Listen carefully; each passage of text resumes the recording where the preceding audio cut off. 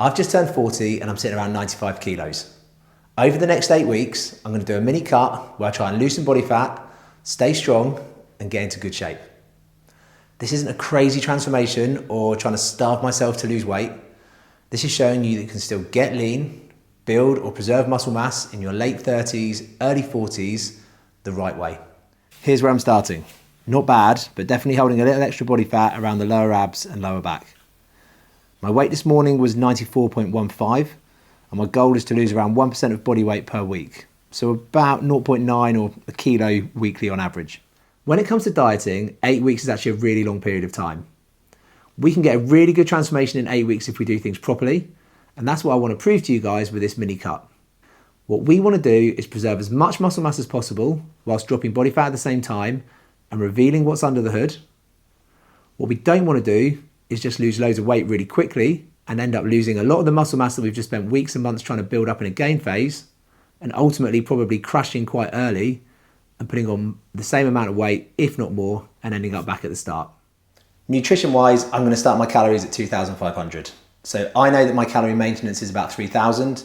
So I'm going to take 500 calories away from that and hope that it puts me into a nice little deficit to begin with.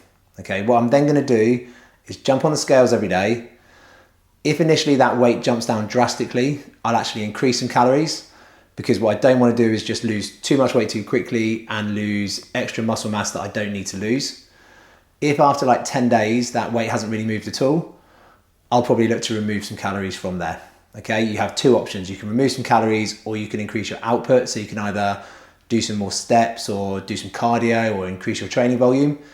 But initially I would probably go with calories. Okay, probably take 100 or 200 calories away from that. What I would also do is keep my calories extremely strict for the first 2 weeks because I want as much feedback from the diet as I can get. And if I'm having cheat meals or throwing extra calories in there, I'm not actually going to know what that diet is doing. Okay, I need to know what 2,500 calories at the macros that I have set does for my body. So I'm going to start with 2,500 total calories. I'm going to go with 210 grams of protein, which is easily 2 grams per kilo of body weight. I'm going to go 70 grams of fat, which is 25% of my total calories. So good ballpark is sort of 20 to 30% of your calories should come from fat because that'll be good for your health, so hormones, etc. I'm then going to go just over 250 grams of carbs, which will take my remaining calories up to 2,500. So that is how I'm going to set my diet to begin with. I also won't be doing anything like carb cycling in the first couple of weeks because, again, that'll play around with glycogen and water. And so I don't really know where my body is sitting, okay?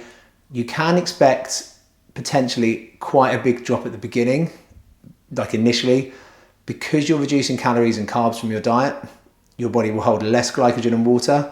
So you may see an initial drop, but after that initial drop, which we don't want to be too big, we then only really want to lose 1% of body weight per week to make sure that we are maximizing muscle mass, recovery, energy, etc. to take us further down the cut. Okay, if we get these first 2 weeks right and take all the feedback, we should have the blueprint for the last 6 weeks where we can really know exactly where our numbers should be, and that will make this diet plan run really smoothly. All right, so training wise, things are actually pretty simple because honestly, nothing really changes whether you're trying to build muscle or drop body fat. What builds muscle in a gaining phase is exactly what keeps it when you're cutting. So the goal is to keep training pretty much the same. You want to push progression on 1 or 2 lifts each session, track those and use them as your markers to make sure your strength isn't dipping too much as the weeks go on. Now, towards the end of a cut, it's completely normal for strength to dip a bit. You just don't have the same calories or energy for recovery. But the intent should still be the same.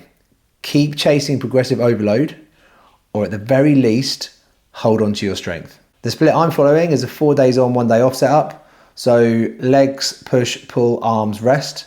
And the reason I'm doing that is because as a natural lifter, it lets me hit each muscle slightly more often than once a week. And that way I'm taking advantage of muscle protein synthesis, which usually lasts around 24 to 48 hours after you train a muscle group. I've also got 2 rotations for each session. We've got an A day and a B day. So for example, on legs A, it's more quad focused. On push A, more chest focused. Then when I come around to legs B, it's going to be more hamstring focused, and push B is more shoulder focused. So I'll do A rotation, rest, B rotation. I've also given myself a full arm day, which isn't something I always do, but arms are definitely one of my weak points and something I want to work on. So I want to hit them when I'm fresh and I have good energy. Now, everyone's split should look a little bit different. It depends on your weak points and how many days a week you can actually train. If you've got 5 days, something like a push-pull legs, full upper legs could be great. If you've only got 4, go with an upper-lower setup. And if you can only manage 3 days, then a full body approach or maybe a push-pull legs would make the most sense. At the end of the day, it just has to fit your schedule, something that you can stick to, because as long as you're working hard and progressing in those sessions, you can still get amazing results.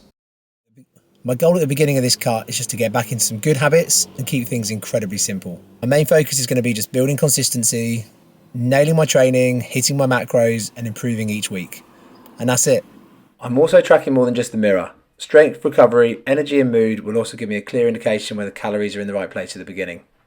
Next week I'm going to show you the first week of cravings and fatigue, and we'll see if the scale actually starts moving. If you're feeling a bit out of shape and unmotivated, and you feel a little bit down about it, then don't. Hit subscribe, join me for the next 8 weeks, and we'll do this together. I'll show you everything I know on how to get leaner, stronger, and feeling back to your best.